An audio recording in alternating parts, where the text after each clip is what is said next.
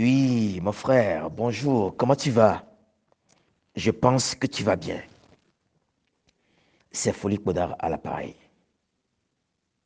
Merci, merci beaucoup pour la vidéo. Oui, j'ai reçu la vidéo ce matin. Et franchement, franchement, quand j'ai écouté le contenu de la vidéo,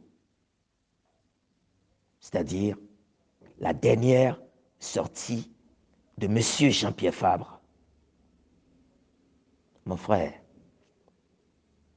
mon frère, sans te mentir, j'étais choqué, j'étais abasourdi, estomaqué, affecté, attristé, atterré, consterné, mortifié, peiné, cloué sur ma chaise. Je me suis posé une question. Je me suis posé une question.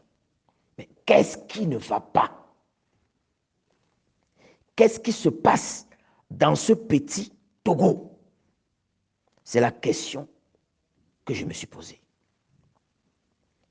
Et après, je me suis dit, mais il y a un problème. Le problème est que le Togo est malade. Le Togo est à l'agonie sur tous les plans. Tous les plans, sans exclusion aucune. Mais ce n'est pas possible. Quelle bassesse. Quelle honte. Un responsable politique. Un responsable politique qui veut diriger un pays. Plus tard, qui prend la parole et qui déclare qu'un autre responsable politique est imbuvable.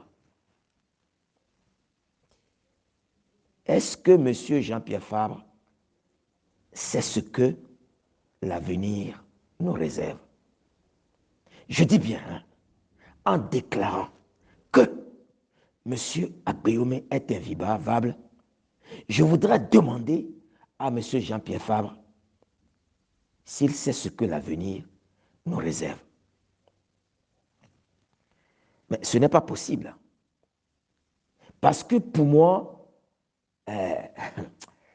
l'utilisation du qualificatif imbuvable par M. Jean-Pierre Fabre est totalement imbuvable, inacceptable, inconcevable, totalement rejetable. Parce que cette déclaration divise le peuple togolais. Cette déclaration montre clairement ce qui se passe au Togo. Donc,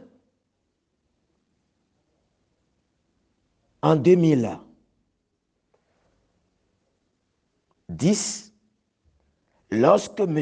Agbéomé soutenait Jean-Pierre Fabre, en ce moment-là, eh bien, M. Agbéomé était buvable. En 2019, M. Agbéomé était buvable en donnant sa voix à M. Jean-Pierre Fabre pour devenir maire dans la commune Golfe 4. Mais non, soyons sérieux. Mais je me pose une question. Hein. Où est l'intérêt vraiment du peuple togolais dans tout ça? Où se trouve l'intérêt général, l'intérêt collectif dans tout ça? Où est-ce qu'on place le peuple togolais dans tout ça? Et en plus de ça, dès le début donc, de sa vidéo, il dit que qu'un parti politique travaille pour accéder au pouvoir. je pense que M. Jean-Pierre Fabre est en train de confondre aspiration d'un parti politique et fonction d'un parti politique. La finalité ou l'aspiration d'un parti politique, c'est d'accéder au pouvoir pour prendre le pouvoir, exercer le pouvoir dans l'intérêt du peuple. Mais un parti politique a aussi des fonctions. Et la première fonction d'un parti politique est la fonction tribunicienne, qui vient donc du tribun, c'est-à-dire la défense des intérêts généraux, des intérêts collectifs, des intérêts du peuple. Donc pour M. Jean-Pierre Fabre, c'est un parti politique et doit tout faire pour arriver au pouvoir. Pouvoir, vaille que vaille, rien que pour le pouvoir. Mais il y a un problème. Je dis bien, il y a un problème. Le Togo est malade. Et je pense aussi qu'il est temps que certaines personnes comprennent que le patriotisme, le nationalisme, Ablorik Baga et autres ne constituent pas un héritage biologique.